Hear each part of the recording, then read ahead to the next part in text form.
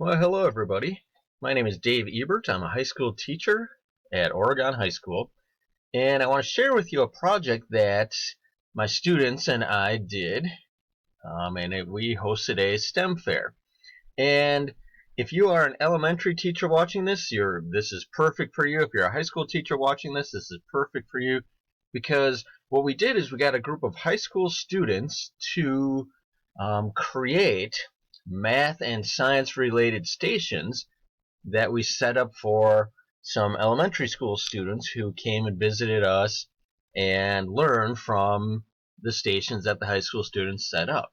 So I want to share with you what we did, how we did it. My email address is there. Feel free to contact me if you have any questions about hosting a STEM fair. So I just want to start with a photo. So that's me on the left, and on the right is a young lady named Vi Hart. And if you haven't seen her videos, check them out on YouTube, youtube.com/user/Vi Hart. And they're pretty amazing. So it's her having fun with mathematical ideas. And where you see us both, this is at the Da Vinci exhibit in a museum. This was in Denver, Colorado. And the reason I'm starting with this is because we were learning by playing, we were learning by doing, and Vi Hart really, in her videos, she really shows the need for beauty and wonder and joy in mathematics. And I think the STEM fair is really a big part of that. And before I start, for the past few years, I've had the honor and privilege of serving on the board of directors of the National Council of Teachers of Mathematics. If you're watching this, I have a gift for you. So type in this discount code when you check out. You will receive a $20 discount for joining NCTEM or renewing your NCTEM membership. And we could all use an extra $20. Okay, let's jump in. So why did we do this? Well, this was student driven. Actually, a student of mine, she said to me that she wanted to do some sort of math project where she shared her love of mathematics with elementary students. So it started with her idea. And one of the big benefits we got from it is that the high school students who set up these stations discovered the connections between the math they learned in elementary school and the math they were learning in high school. And the elementary school students discovered the wonder, joy, and beauty of mathematics. A lot of times they feel at that age, and they saw that it's still alive for them when they eventually become high school students. So what did we do? So I am the advisor of our math club at our high school, and I invited our math club students to create math, science, and technology stations, and I'll share some of those with you in a little bit. It went beyond the math club, though. We have a science club, and they joined us. There's other students who just heard about it through word of mouth and said they wanted to be a part of it. So it went beyond that small audience of students. And we set up our stations then, and I'll give you more details with that, but the elementary school classes visited the fair for 30-minute intervals. So they came, they explored. Some of them went to one station that was their favorite and stayed there the entire time. Some rotate around to everything, and just a really cool experience for all. So let me give you some more details. So first of all, big thing, if you're thinking of doing this, talk to your administrators, both at the high school and the elementary school level. Their support is key. They found some dates that would work for everybody, and yeah, they like to know what's going on when the big kids visit the little kids. We needed some funding to do this, and I got a grant through the Wisconsin Mathematics Education Foundation. Their website is right there. And we use this for consumable and permanent materials, meaning there were things that needed to be cut out. There are things that needed to, the kids took some stuff with them, and this allowed us the money to be able to do this. We also fed the high school students. We had to get a bus to take the high school students there. So we got that $500 grant, which pretty much covered things. A lot of the permanent materials we kept, and there is an ongoing cost moving forward. Every year we do this, but it's not quite as high as $500. Details I mentioned before, this is the math club and the science club. And the first year we did it, we had 24 high school students, 14 total stations, and 2 high school teachers. We've done it since then with about the same numbers. So if you do this, make sure you find some outdoor and indoor space. The first year we did this, we started outside, and it was wonderful. And it started raining at about lunchtime when we moved inside. The second year, we were completely inside, just looking at the forecast. So make sure you have a plan for rainy weather. Make sure you have a plan to be either inside or outside. I set up a sign-up sheet that I sent to the elementary school teachers, and every slot on there was filled within 20 minutes. And just to let you know, I sent the sign-up sheet out on a Sunday, and still all slots were filled within 20 minutes.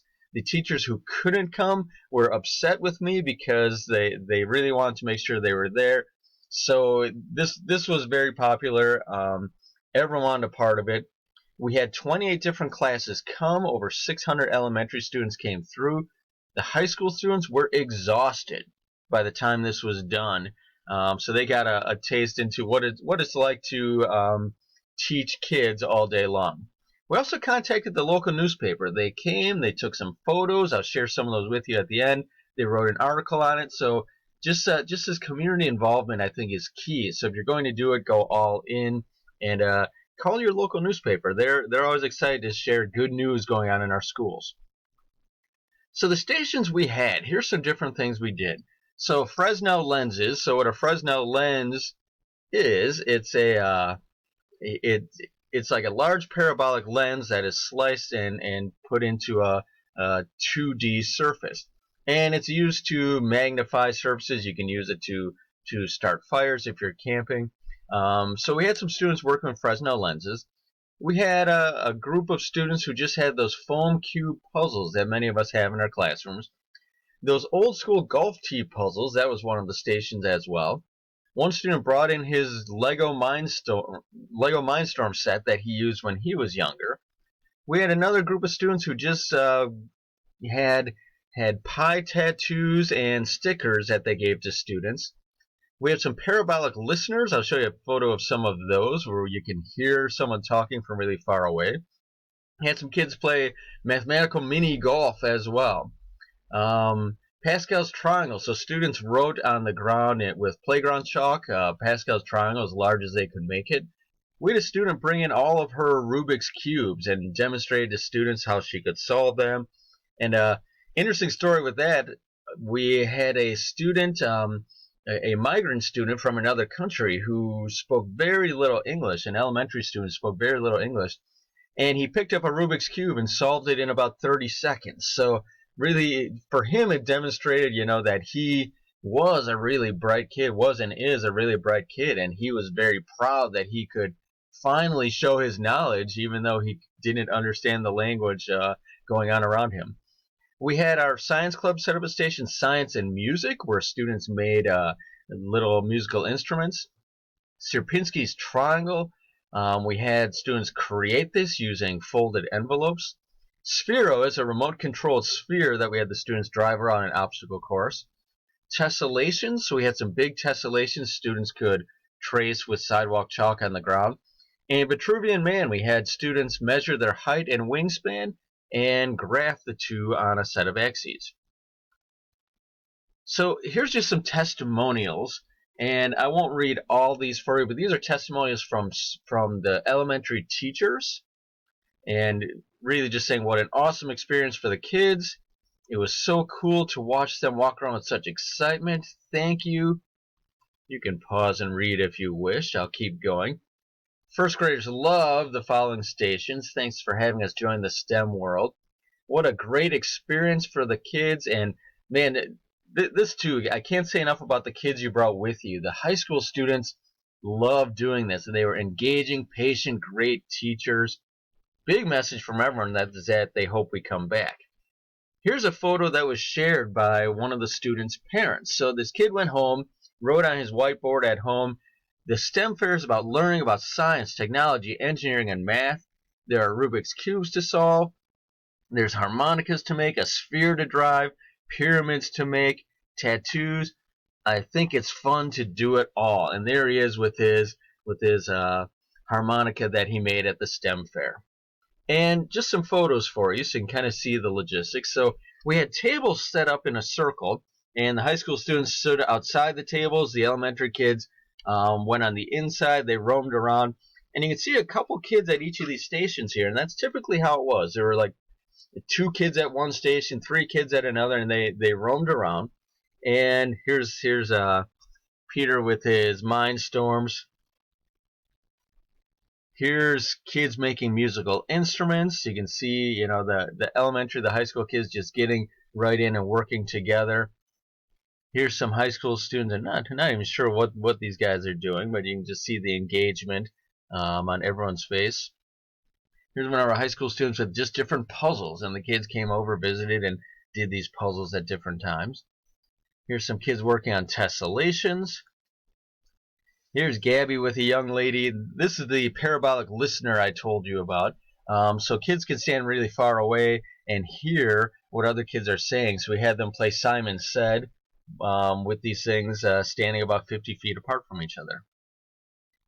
Here's Hector with some students. And again, every kid's face you see, the elementary kids are smiling. The high school students are engaged as well. On the left, this is a giant Fresnel lens, giant magnifying glass, and these are from the afternoon. We moved everyone inside. Here's a student playing a parabolic mini golf. So with this, there's a parabolic berm back here. So anywhere the kid hits it, it will bounce into that hole. Here's some kids super engaged with Lego Mindstorms again. We'll keep going. All right, here's that remote controlled sphere. Kids are driving this around, and everyone's waiting their turn to drive this robot around. Here's those kids playing Simon Says with their listeners. Pretty neat. Looks like she's having a good time with it. Here's a kid making a musical instrument, and one more back outside. A couple young ladies building Sierpinski's triangle. So just some follow-up things we did when it was done. So like I said before, there's an article in the local newspaper. If you look in the Wisconsin Math Council Journal, there's an article in there as well. And the plan moving forward is to take the STEM fair on the road to a different elementary school each year. So we followed up after that first year. We did it again. The plan this year was to do it again. And every year we can, we're going to take that to a different school until we rotate back.